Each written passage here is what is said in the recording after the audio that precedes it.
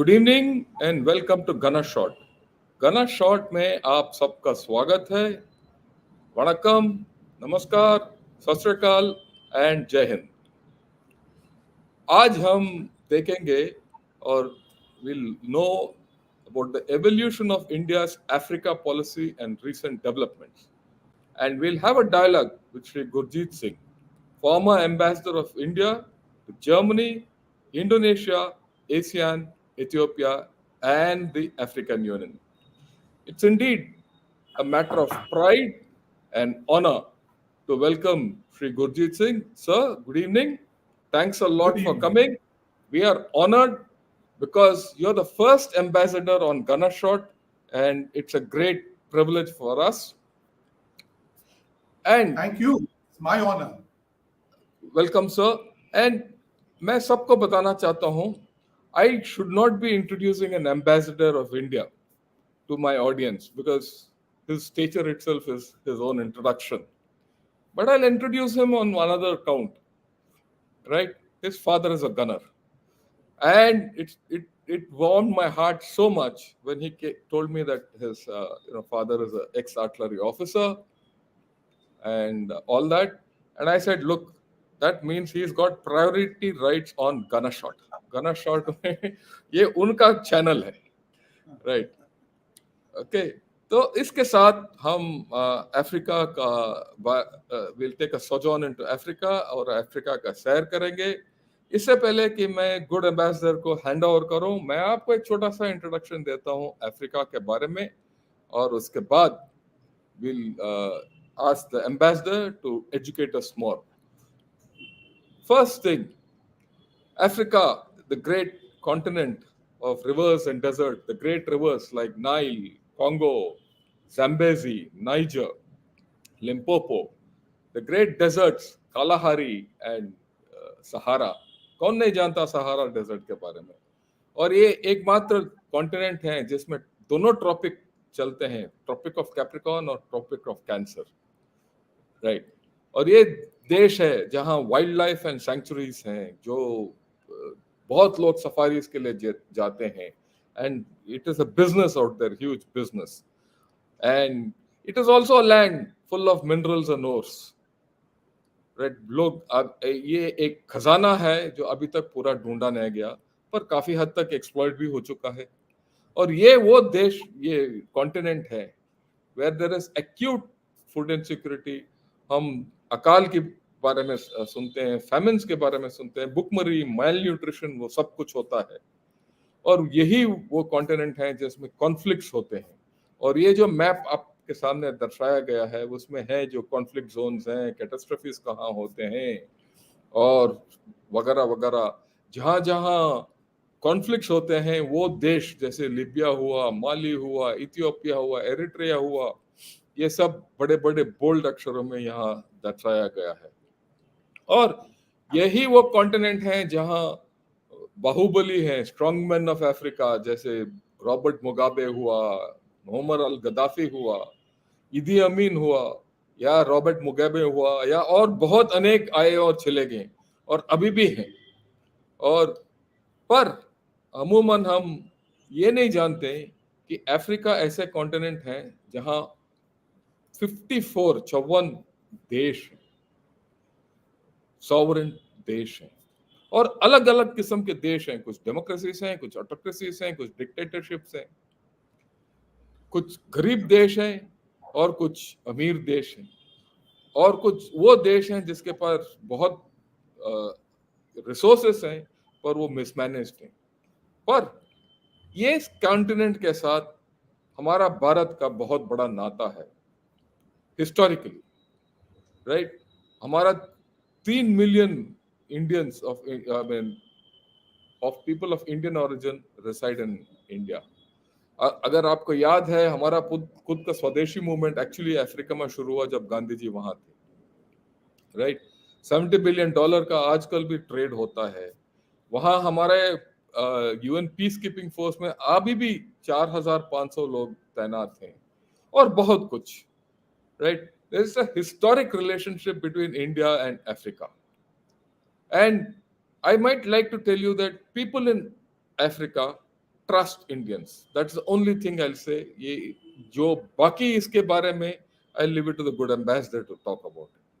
और यही वो देश है जो आजकल जिसमें चाइना का फुटप्रिंट बढ़ गया है बीआरआई के जरिए। और ये जो छोटे छोटे इमारत और बड़े बड़े इमारत ये बहुत देशों में देख रहे हो, वो है Chinese investments in these countries. It amounts to nearly $160 billion और लोन्स तकरीबन 1200 लोन्स हैं तरह तरीके के। और इसमें वो देश हैं जो खुश हैं बीआरए के साथ, और वो भी देश हैं जो डेट रिटर्न कर्ज में डूबे हुए हैं और उनका रिस्ट्रक्चरिंग हो रहा है और ये डिफॉल्ट भी हो गए। ये 54 देश के अलग अलग रंग हैं, पर ये 54 देश जो हैं, this is the youngest continent और ये माना जाता है this is the future of the world. और इस वर्ल्ड के साथ हमारा बहुत गहरा नाता है और ये नाता बहुत दिनों से है। और ये इस एवोल्यूशन के बारे में I request the ambassador to please educate us. Sir, over to you, all yours. और आप हिंदी में बात कर सकते हो या अंग्रेजी में बात कर सकते हो, योर चॉइस, क्योंकि हमारे जो श्रोता हैं वो हिंदी में भी है और अंग्रेजी में भी है। ज्यादातर हिंदी में है, अगर हिंदी में कंफर्टेबल है तो ठीक है, नहीं भी तो चलेगा, मैं उनको ट्रांसलेट कर दूंगा। Thank you general Shankar. as they say in Eastern Africa, habari. Habari. Yeah. So, if you see behind me, there's a picture of my book, The Harambe Factor. And this book is about the India-Africa Economic and Development Partnership. Harambe in Swahili means the spirit of cooperation. And that is the nature of India-Africa relationship, which is unique and different from any other relationship that Africa has with any other partner. I wrote that book because not many people knew what India was doing in Africa. And if you did a search, you normally came up with what China was doing in Africa, and India would be an add-on. No money is spent in researching what India does in Africa, but lots of think tanks in the West keep following China. Why? Because you mentioned trust. It is a sense of values. The Western countries believe that China is not on the same page as them, but more and more they appreciate India's model of cooperation. So, if I go back from this point, and nowadays if you watch a movie, everything goes in flashback. So let me do a flashback first. So India and the eastern and southern coast of Africa had a long-term trading relationship, which was centuries old. It is this route that Vasco da Gama used in 1498 when he so-called discovered India. But this route was commonly used between India, the western coast, and the Swahili coast of Africa. Secondly, if you talked about Mahatma Gandhi, so when Mahatma Gandhi went to Africa, it was in colonial times. And he also traveled to Lamu in Kenya and then to Zanzibar. And he stayed in Zanzibar for 2 weeks to understand how Indian law and administration was actually adapted in Eastern Africa. And then Mohandas Karamchand Gandhi went to South Africa. Now, there you remember that wearing his lawyer's jacket and bow tie, he got thrown out of a railway compartment first class at Pietermaritzburg. And that dented his, pride, that he said, I am going to find a new way to deal with these colonialists. So this theme of finding new ways to deal with injustice, to deal with those who dominate us, has been the leitmotif of India-Africa partnership. When India became independent, there were hardly any African countries who were independent. In 1937, when modern Ethiopia, then called Abyssinia, was attacked by the Italians, India actually observed an Abyssinia Day in 1937 to bring, the atrocities being conducted by the gassing of people in Abyssinia to the fore. In 1945, when India was a charter member of the San Francisco Conference to set up the United Nations, do you know at that time there were only four independent African countries? There was the Empire of Ethiopia, there was the Kingdom of Egypt, the Kingdom of Libya, and apartheid South Africa. That's it. And it is these four countries who also participated in the Bretton Woods institutions like the World Bank to set it up. So I take you then to 1955, the Bandung Conference. That is the first time Afro-Asian conference is held. And that is the time that India says African aspirations must be articulated. And India invites countries from Africa which are about to become independent. This is Sudan and Ghana, then called the Gold Coast. So this made 5 African countries, 6 actually, because meanwhile Liberia had also become a part. So 6 African countries, other than apartheid South Africa, participated in the Bandung Conference.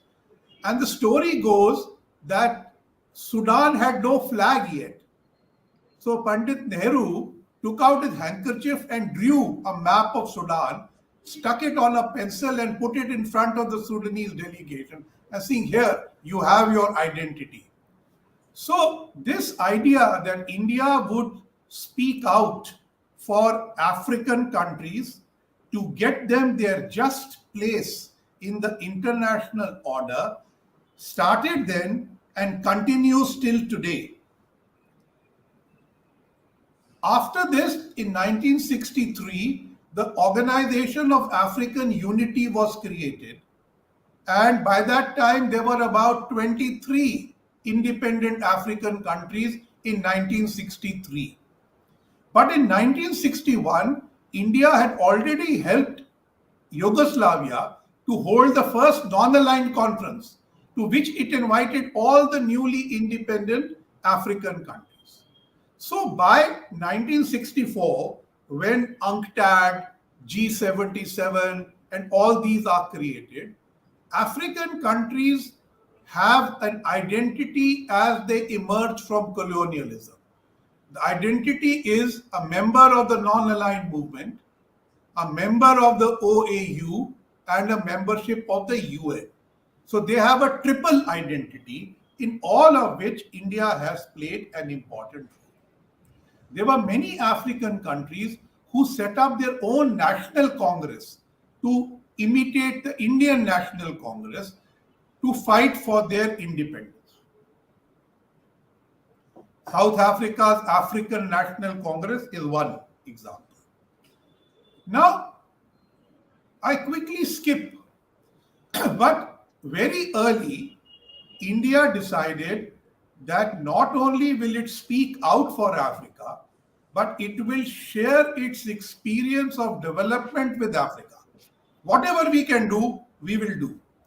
So one of the first things we did, besides a few scholarships and things like that, was establish the Imperial Military Academy in Harar in eastern Ethiopia. The first commandant was then Colonel, later Lieutenant General N.C. Rowley. And there are many, I think General Matthew, who's I think 90 plus now, he was an instructor there. So that was a very robust cooperation that India had in training the Ethiopian officers. But this academy in 1958 was open to other African countries who were not yet independent. So it became what later we would call a regional training institution. This academy lasted till 1977. In 1964, India established the India Technical and Economic Cooperation Program, ITEC program. In a survey that I carried out for my book, I found this is India's best brand in Africa. More people know about this than any other Indian program. Under this program, people from developing countries are invited to India to undertake programs for a week to a year. And this is fully funded by India. During the pandemic, we started doing the e-ITEC. Now, in 1964, we launched this program, whereas the United Nations only started talking of South-South cooperation in 1978. So you can see how far advanced we were. Now, from 1964 till the end of the Cold War, India continues to engage with Africa on processes of training, processes of setting military training teams, military academies. From time to time, there are requests for civilian training institutions which are then provided. But it is largely political support. Wherever African countries want support in the UN system, non-aligned movement, India is there. So you may remember that in 1987, India set up an Africa Fund. The Africa meant action for resisting invasion, colonialism, and apartheid. And it helped Tanzania and several other countries who were fighting apartheid in South Africa. And India put in a lot of money into that. India also opened the offices of the ANC and Namibian SWAPO in India and provided them Indian passports to travel. So India's engagement with Africa's liberation, its identity in the world was great. And we kept trying to share our experience wherever we could. When the Cold War ended, then several things happened. One, the Western countries, which had tried to woo African countries on their side in the Cold War, now started talking of human rights, democracy, and responding to values. So some African presidents told me before the Cold War ended, I was their best buddy. Now that the Cold War has ended, they are asking me to do things which will ruin my country. So this happened a lot, and many Western countries became disenchanted with their traditional Western partners because of too many conditions being set on the aid being offered to them. Meanwhile, in many African countries, private Indian investments was moving. Now, here I want to talk about the Indian model, which I will come to later, but it starts in this century. Indian model of cooperation with Africa is private sector led. So there was a large number of Indian traders and investors even before India became independent and carried on till 2000. It kept happening. Second, there was a philanthropy attached to it. The Indian diaspora in many African countries set up educational institutions, hospitals, clinics, schools, training institutions out of their goodwill to integrate better with local societies. This aspect of capacity building and human resource development became a part of future Indian model of cooperation. And the third aspect was that there was a huge cultural interface. So people were coming and going. So the people to people dimension was very large. It is not only Indians who went to Africa to trade, but there were many Africans who came to India. The Abyssinian Empire has many buildings which had Indian architects, and you can see the swastikas in the corner in many places where Indian architects worked. So whether it is the churches of Lalibela, the palaces of Gondar, all these had a large amount of exchange. And from Africa, generals came to India and became very powerful in the Middle Ages in India. So there was a large people to people component besides trade, culture, military, and none of this was government led. Now, as an aside, I must tell you that in Hindi, when we want to say African, we say Habshi. Yes. And Habshi is used for all Africans. But actually, Habshi meant that you come from the land of Habsh. Habsh was Abyssinia. So the initial contacts were between Abyssinia and India, and that was the empire of Habsh. So all Africans were Habshis. This, I hope, explains the etymology. Oh, yes, I think so. So, and that empire of Ethiopia extended to modern Yemen across the Red Sea. So that is why when you say where was coffee discovered, people say Ethiopia and Yemen says Yemen, but actually it was one. One. So now what happens with the Cold War? As I told you, we have this policy going on, but it has no great rhetoric or emphasis. It is a request-based policy to Africa. African countries approach us, we support. What happens in 1996, 1998 are two negative developments which shock us.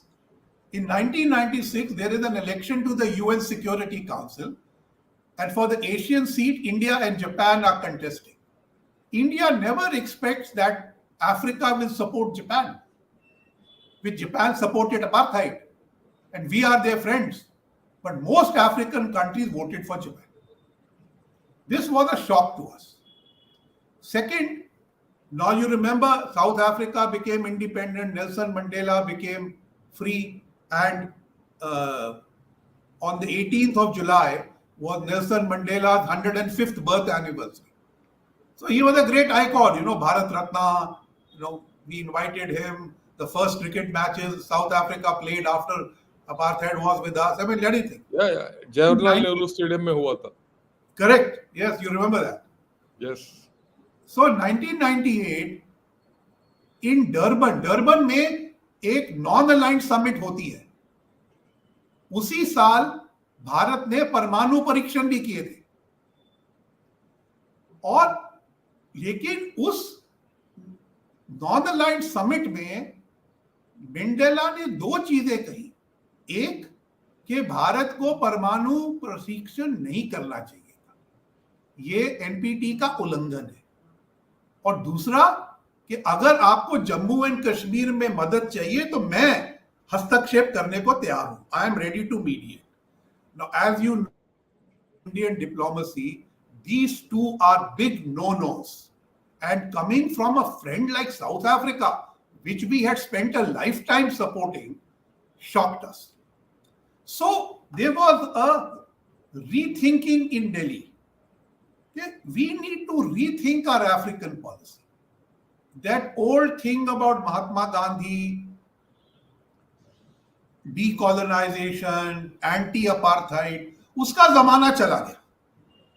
अब ये देश नए हैं, इनकी समस्याएं नहीं हैं, तो इनके साथ कैसे रिश्ते बनाए जाए.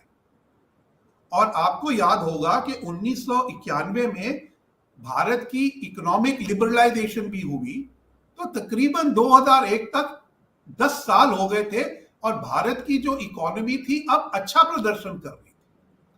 तो 2002 से, अब ये एक कोइंसिडेंस है कि उस समय मैं जॉइंट सेक्रेटरी अफ्रीका था, लेकिन उस समय से कई हमने नई चीजें शुरू की कि अफ्रीका को नए तरीके से देखा जाए.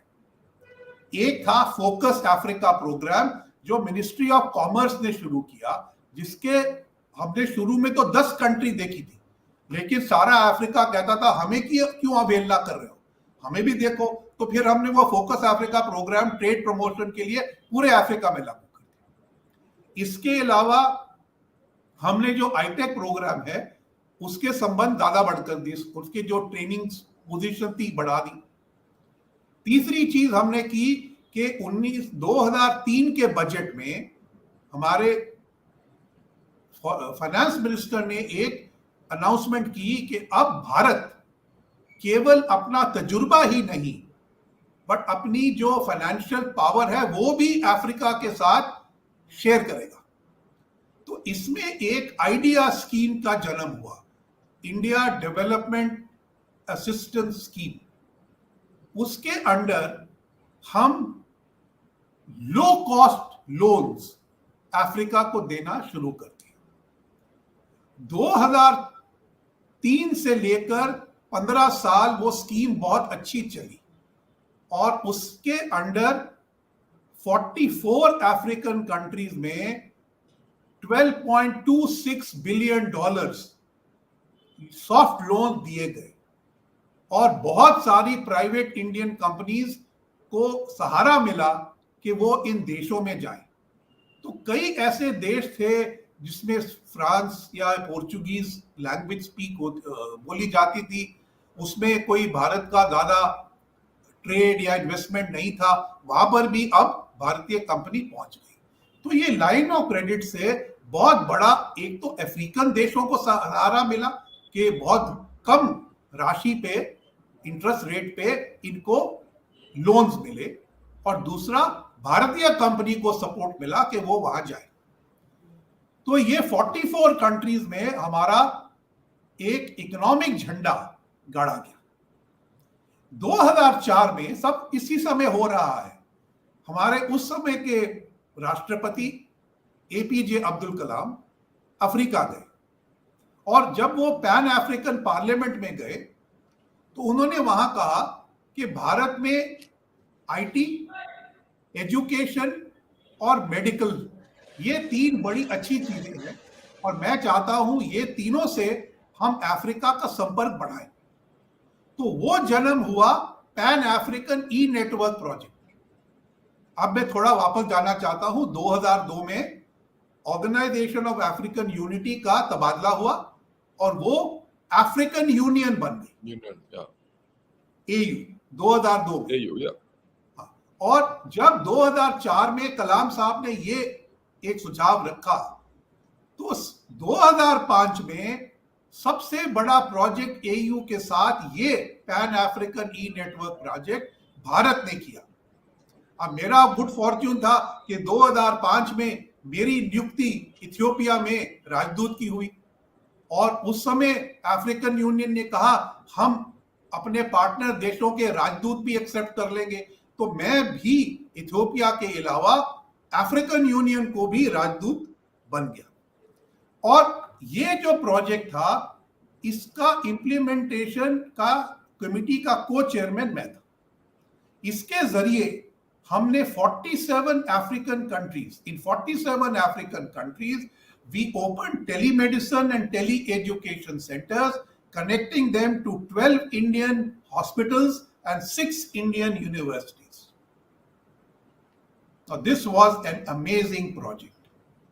The African Union leaders could believe only when they actually saw what was happening. As a result,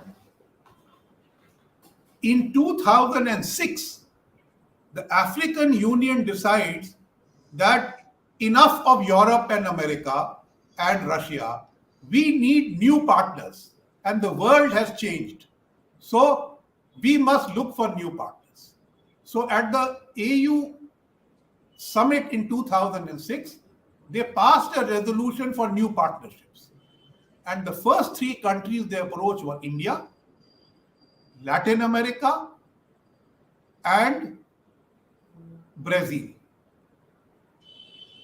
But I must tell you that Europe, Japan, and China already had partnerships with Africa before the African Union was born. So it is not as if we were the first. There were already these three running in different ways. But among these three, India was the first among the new partners. And India accepted the partnership. And in 2008, while I was still ambassador to Ethiopia and the African Union, the first India Africa Forum Summit was held in New Delhi. The second India Africa Forum Summit was held in 2011 in Addis Ababa.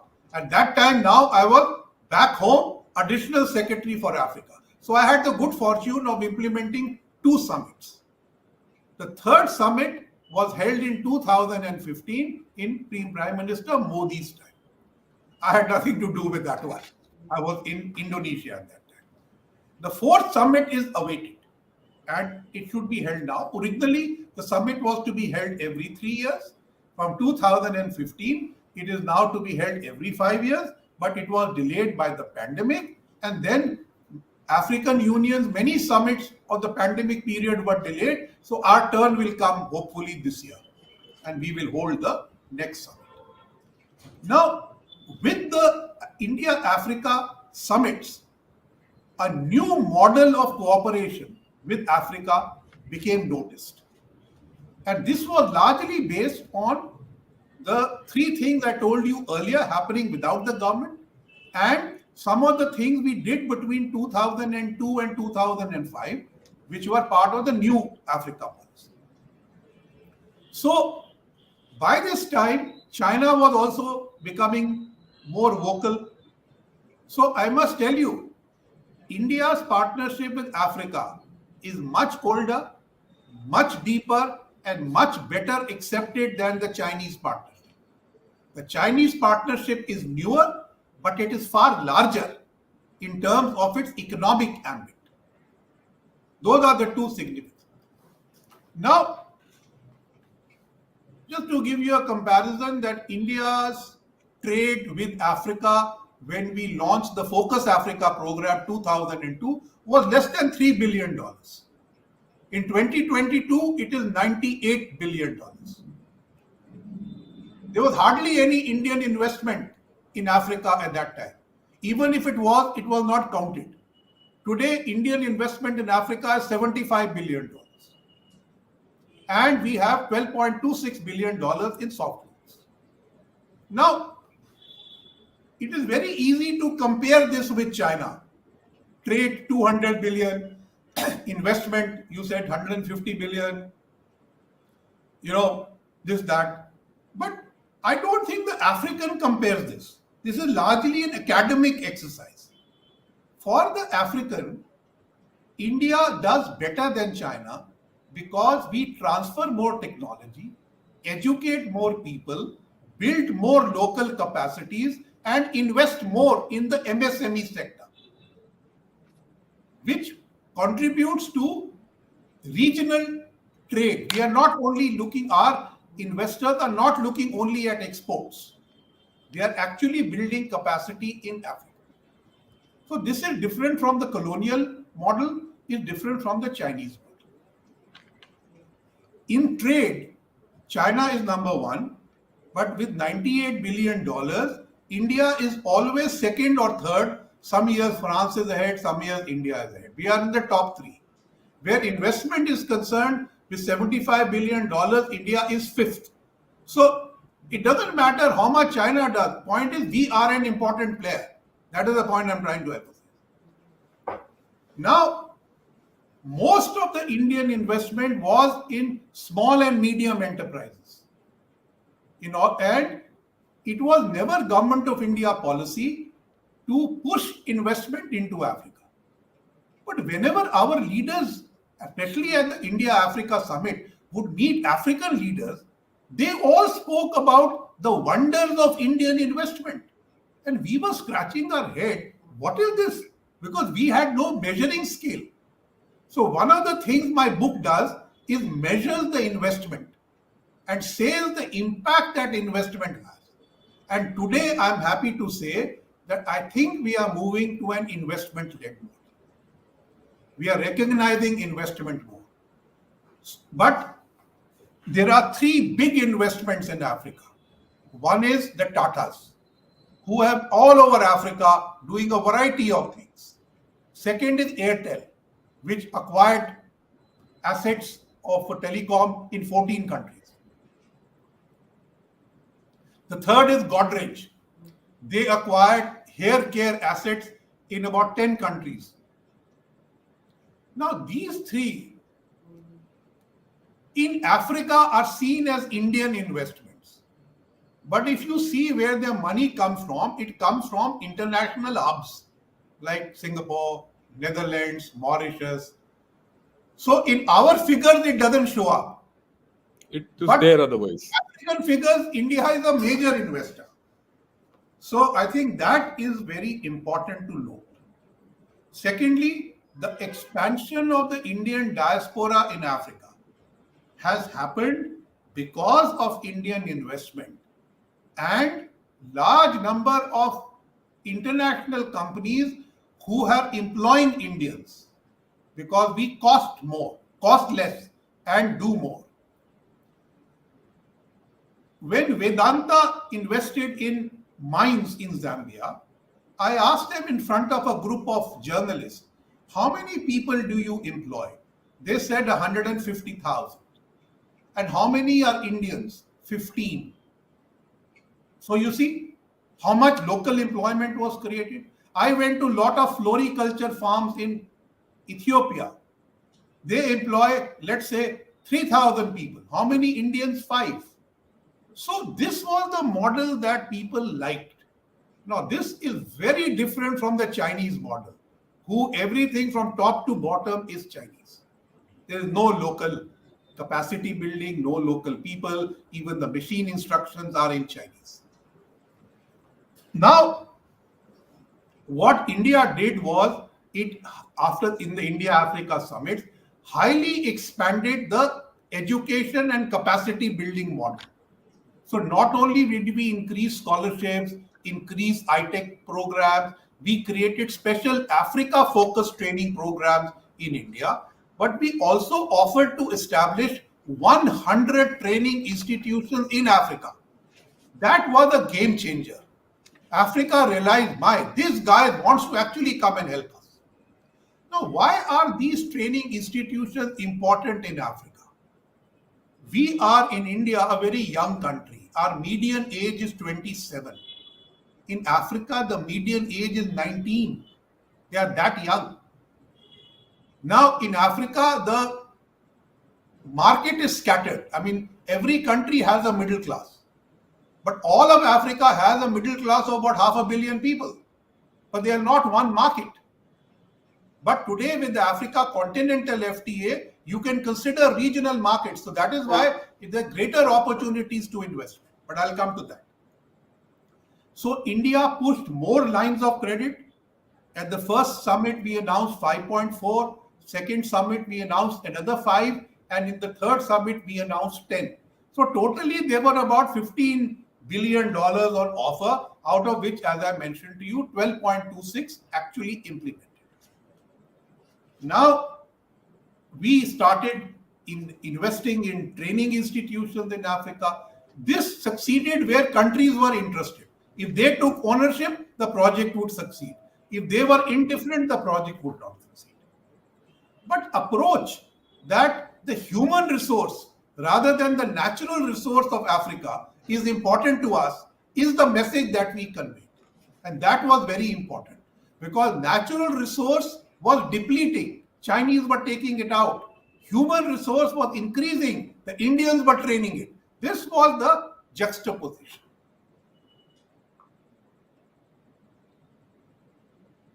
Now, if you look, I'm going to come to the last part. No problem. Sir. You take your time. Oh, I think I've explained the Indian model. Yeah. You have very well explained the whole thing. Now I want to know, where are we now?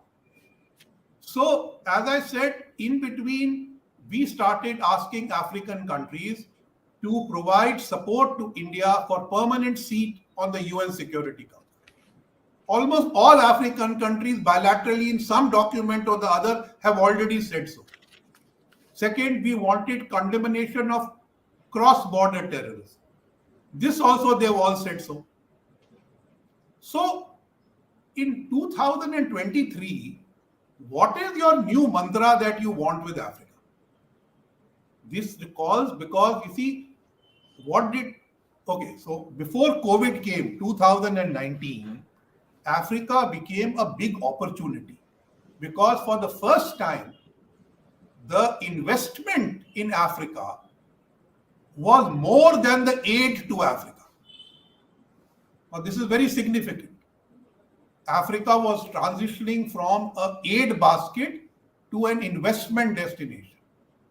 And the Agenda 2063 of the African Union had Africa Continental FTA as a model, which was implemented in 2021 because delayed by the pandemic. But what this was doing now was encourage investors to come. Unfortunately, the pandemic came. So with the pandemic, again, Africa became dependent on aid, particularly to deal with public health and COVID. Secondly, the Africa Continental FTA said everybody open your borders. The pandemic said everybody close your borders. Close your borders. Okay. So Africa was caught in these contradictions. Whatever budgets they had to support industry were now being diverted to public health. So this created huge problems for Africa.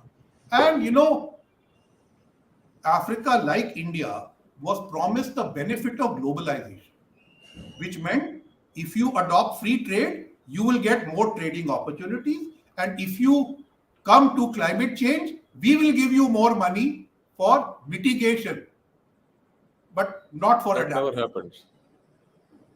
Now, with the pandemic, both these things collapsed. There were no new funds coming. The protectionism was killing your trade, which you had invested in. So Africa, like many of us, was in deep trouble. 2 years later, Africa is recovering. But during this period, they know that one country which came to their assistance with vaccines was India. Almost all of Africa got Indian vaccines, either directly as a gift or as a commercial sale or through the COVAX facility. Now, COVAX facility is funded by all the big OECD countries who make vaccines but never gave any vaccine, only gave the money and said, go and buy it from India. So India was the only country giving the vaccines. Now, vaccine diplomacy had a domino effect in India. Suddenly, Africa registered more. That here is a continent which is so grateful to you. So now, why don't we rethink? But it also created debt stress. Countries could not repay their loans. So the line of credit system, which ran well for 15 years, now nobody was ready to take a line of credit. Nobody wanted more debt. And we were having problems in getting the credit serviced also. So we have to look to a new model. The model must use capacity building and training and human resource development as in the past and do it more. But at the same time, we have to understand that debt doesn't work anymore. So we have to go for an FDI-led model, encourage more Indians to invest in Africa, which means that the grants which we were using to subsidize various things in Africa, we should now actually use to support Indian companies by lowering the cost of their finance, by giving them, for instance, if you want to set up a vocational training institute, you ask the Indian investor, what kind of people do you want? If he says, I want people trained in this art or this skill, you set up an institution where he will train people from African country and employ them. So you must become an intermediary rather than a standalone player. And thirdly, you must cater to African priorities as you always do. So in 2018, Prime Minister Modi in the Uganda Parliament for the first time spelled out India's Africa policy. It's called the 10 principles. In first one is Africa will be the top of our priority. We'll always listen to you. We'll always help you. Now, besides this, what are my recommendations to do. One of them is that India must use its G20 presidency to bring the African Union as a permanent member of the G20. Now, this is keeping in line with our original policy. We will always help Africa to have its voice heard internationally. Now, since the UN Security Council expansion is not happening, this is our best opportunity to do this. So I was very happy when Prime Minister Modi wrote to all the G20 saying, Yes. I'm putting this on the agenda and let's bring Africa in. Now, this is a very brave diplomatic move. You know, from the time the G20 was started in 2008 as a summit, nobody has dared to tinker with the membership. Now Why? it is added. So many people want to get in. India is the one who said, okay, I don't care, Africa needs to be in. So we have used our diplomatic capital to do that, which is the flowering of India's Africa policy. The second is the FDI led approach. The third is we have started trilateral cooperation. Now, this is largely with the G7 countries who, as I told you earlier, prefer the Indian model to the Chinese model. And they also understand that their model is not working in Africa anymore. So the Indian model works. So the OECD countries are trilaterally working with India in Africa. The Germans have started a grant program where 5 or 6 places we are already doing agriculture related programs to build capacities. The British have started a joint fund to support impact investing. Impact investing is private sector funds go in to invest to achieve the SDGs. This is great. So there is no debt, no sovereign guarantee. It's a good investment decision to support African ideas to achieve the SDGs, which otherwise we are falling behind. With France, with the EU, uh, with Japan, different types of trilaterals are being thought of. Recently, when Prime Minister was in the UAE, this was mentioned that we will do with the UAE also, Singapore, with many countries. Because why? Why do they all come to us? It's because actually our model works. That is Trust, the trust. that is important. Now, I think I should also speak a bit about the strategic dimension. Now, I Go told ahead, you sir. that in 1958, the Harar Military Academy was the first one. But over a period of time, India has had 20 military training teams in Africa. And we have set up several, defense training institutions in Tanzania, Kenya, Nigeria, Botswana, many places. But today, does India have the deep pockets that China has that we can continue to try and saturate all of Africa? After all, we have since 2018 opened 15 new embassies in Africa. So today we have embassies in 47 out of 54 countries. They cost money. LOC system doesn't work.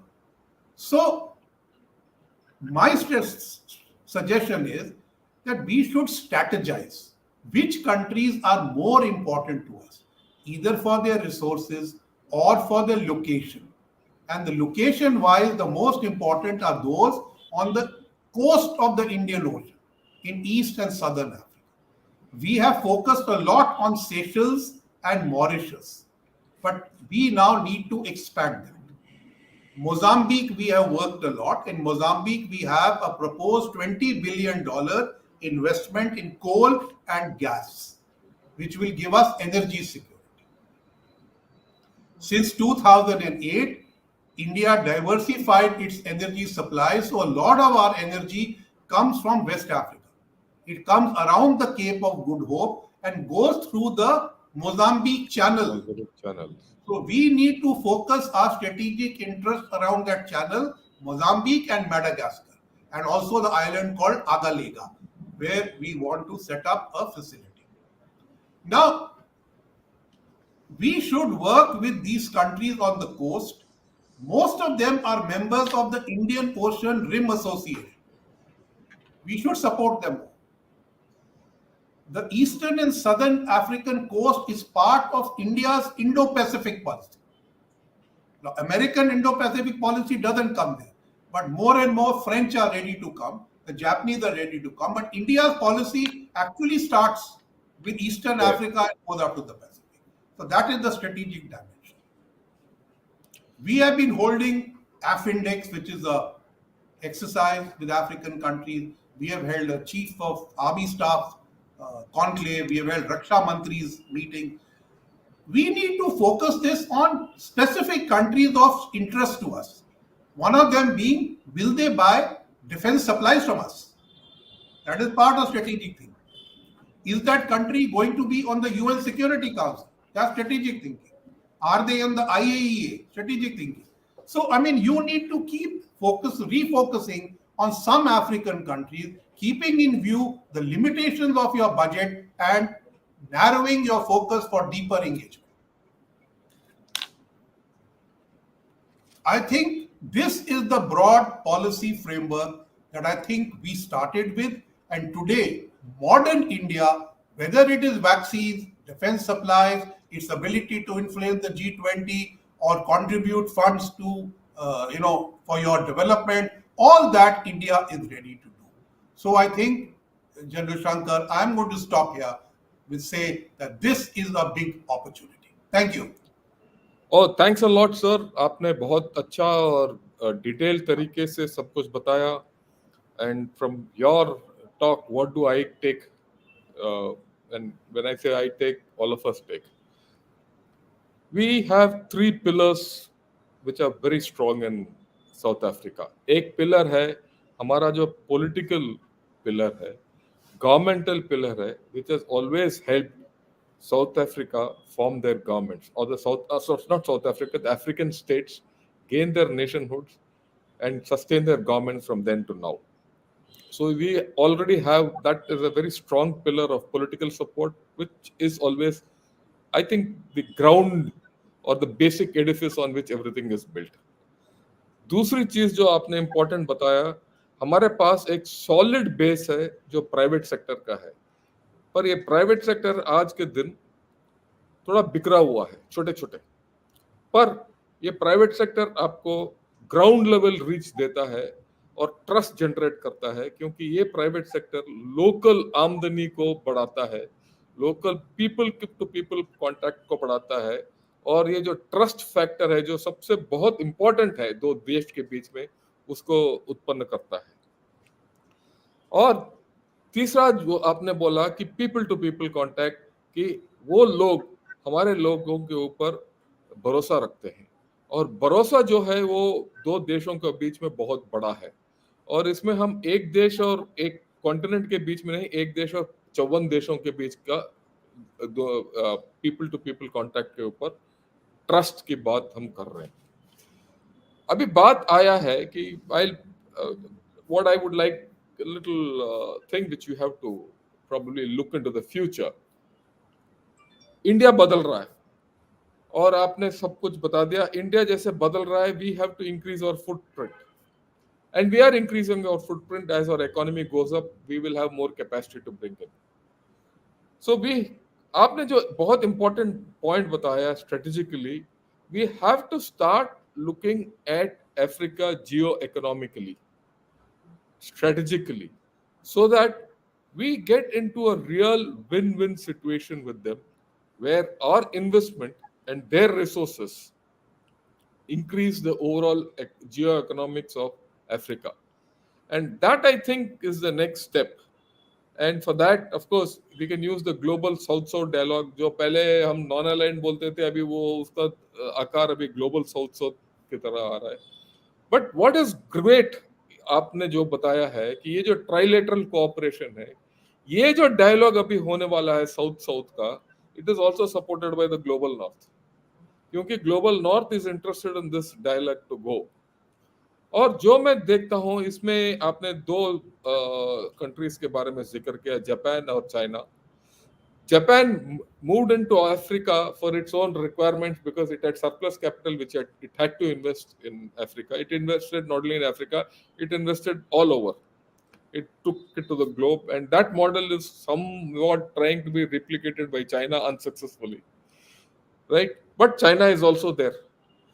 But China के साथ बहुत ये जो जितने देश हैं वो कर्ज में डूबे हुए हैं in the debt trap and we also have to help them get out of it or is there a special focus as to how to do this or do we need to do this? Because I'm now talking of three tracks. One is geoeconomics, get into a win-win situation and marginalize China. It's a big ask. It needs vision. How do you think this needs to be going ahead, taking into consideration that our economy is also going to go up in the same proportion, and the fact that you have, unlike the earlier times, you have the global north backing you in some manner? Thank you. So, China could make a breakthrough in Africa because the Western countries, who were the traditional lenders, including the World Bank and all, started putting too many conditions. So the African countries started going to China, who asked no questions. And They they would say, gave. and they would only say, don't bother about the rules. I will charge you more. You don't give me a guarantee. So many countries went into that blindly. But the problem with most Chinese projects was because they were like Chinese projects. They had no profit motive. They had no business plan. They were just project to be done and spend money. And most of the return from that money went to Chinese companies and Chinese people. They even brought their own labor. So there was no local capacity building. BRI projects in Africa are economic impetus for China. But now that China is not able to export its way out of trouble, the BRI is floundering. Now, the G7 and the EU also came up with ideas, build back better, gateway to, but nothing happens in them. So, India, if they involved India in it, we could reduce the cost of implementation and deliver better. But the trilateral cooperation is still at small levels. It has not gone into the infrastructure level as yet. But there is a $1 trillion opportunity for Africa in infrastructure. But there are not even enough detailed project reports for people to finance. So I have been recommending that India should play a bigger role with regional development banks in Africa who have got private sector windows and start funding those. Because with the Africa Continental FTA, the regional markets will become more consolidated and Indian investors will have larger markets to deal with. So therefore support the Indian investor, and if you can't do it directly, do it through a regional development bank who has a private sector. So in 2022, Exim Bank actually gave a $100 million line to the EBIT, ECOWAS Bank for Industry and Development in West Africa. But we need to do this. But the question about what will you do for infrastructure, that remains unanswered. India has the companies to do it, But but not the money. not the money. So with Japan, we are trying to talk about company to company projects. With the West, we are talking of government led projects, different models. But I think we will get there. Right. Meanwhile, India is looking at hybrid financing through the International Solar Alliance to push solar energy in Africa in a big way. Because among all the statistics that you gave right in the beginning, I think Tropic there of. are two I want to give more. Africa has 10 landlocked countries. Yes, sir. 25% of African people live within 100 kilometers of a coastline. And 33 of Africa's 54 countries are LDCs, least developed countries. So these are the realities of Africa which Yes, we yes. have to deal with. Right, sir. I think we'll take a few questions from the audience. The first question, Rabi Tasan, would decentralization of African states help improve the amazing diversities of these regions? Aggregation of territory was useful for the colonialists, but was not a good governance measure for Africa. Can I Oh, answer that sorry. now? Yeah, please, sir. Okay, thank you. So, this gives me an opportunity to talk about India's three-tiered cooperation with Africa. So, there's the bilateral, there is the African Union, but Africa has a large number of regional economic communities. This is what you call the regional consolidation. So, regional communities often have their own banks, and I mentioned just now that we should work with regional development banks. They're all supposed to have regional standby brigades to intervene in times of crisis, but these are not there in every regional community. So, when the African Union was formed, there were actually 40 regional communities in Africa, but the AU recognizes 8. So those 8 are part of the India-Africa Summit and we deal with them. And when we offered the projects in Africa, we actually offered them to these communities, but they are not institutionally strong enough to absorb so much. So to answer that question, there is an effort in Africa to have regional communities. And the more efficient you are, the more countries you Better. attract. For instance, East African community had 3 countries, Tanzania, Kenya, Uganda. Then it added Rwanda and Burundi, who are actually part of Central Africa. Then it added South Sudan. And now the biggest country in Central Africa, the DR Congo, has also joined the East African community because the community of Central African states is dysfunctional. The EAC works, ECOWAS in West Africa works, the Southern Africa Development Community works, EGAD, which is for the Horn of Africa, works only for the Somalia operation, nothing else. So each of them have different, but there is a regionalization, and which to my mind is the transcending of local borders. Right. The next question, sir, is, sir, can you cover how India can take advantage of the fourth IAFS to build a strong and unique relationship with Africa? Certainly, I think we should encourage investment more. We should set up funds to support Indian consulting companies to do DPRs for African projects, and so that the African country has a financially enabled model to approach financiers to do the project. India can support lines of credit to African banks to reduce the cost of local lending. India should set up its own credit rating system to lend money rather than depend on the World Bank. And India should link its vocational training and other training institutions to the advantage of Indian private sector so that human resource development in every country becomes employable by Indian capital. I think these are some of the ideas that Yeah, I completely agree with you, sir. I just want to inform that, my IIT is setting up a branch in Tanzania. in Zanzibar, yes, what a great Zanzibar. thing. Great things. So we need to do more. The way I look at it, every IIT should have a small outpost there. Every IIM should have an outpost there.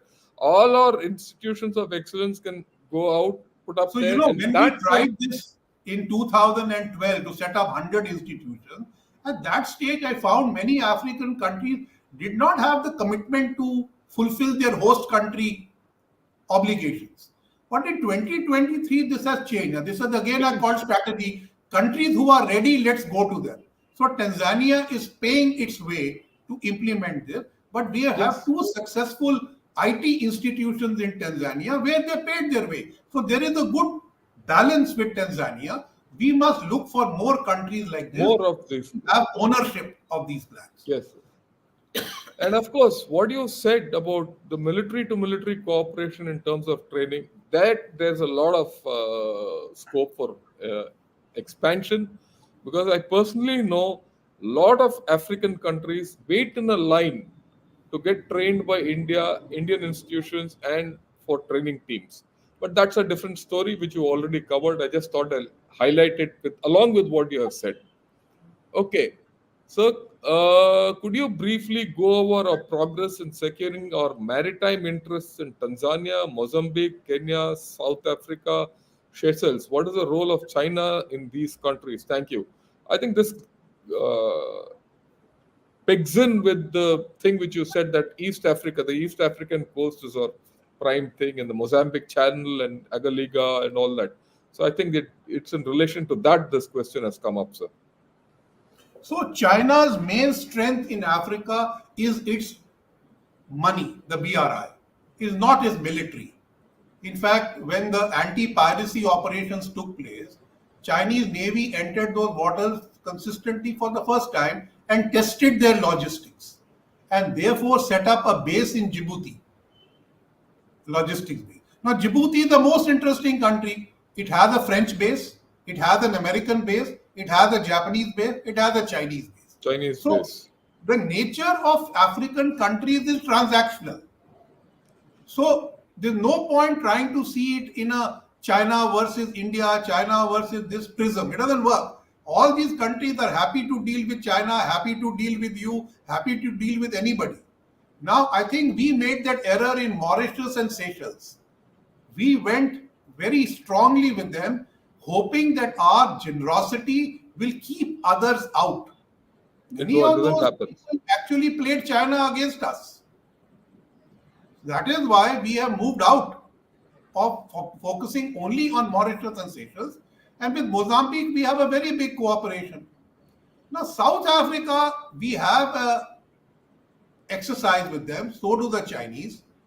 But South Africa often sees itself as India's rival in Africa. They are not necessarily game that India should be playing a dominant role. They don't have that problem with Brazil because Brazil is not dominant in Africa like India is. Now, Kenya is a wavering all the time. They don't want to stick with any one partner. So that happens. Tanzania is also open to people. They cancelled a Chinese contract for a port.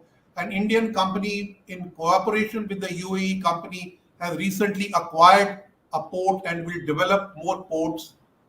So India's companies should get involved with more other partners to develop ports as strategic assets in these African countries. This is what China has been doing.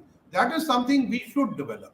And once you have those ports, keep sending your ships, which we are doing, HADR, food support. You know, we had this ship in the zone when the cyclones hit Mozambique and Madagascar, and they were on hand to immediately provide succor. Similarly, after the pandemic, when countries in the Horn of Africa had food shortages, there were Indian naval ships stopping in Djibouti, Eritrea, here and there, all providing, food support. So India is there all the time.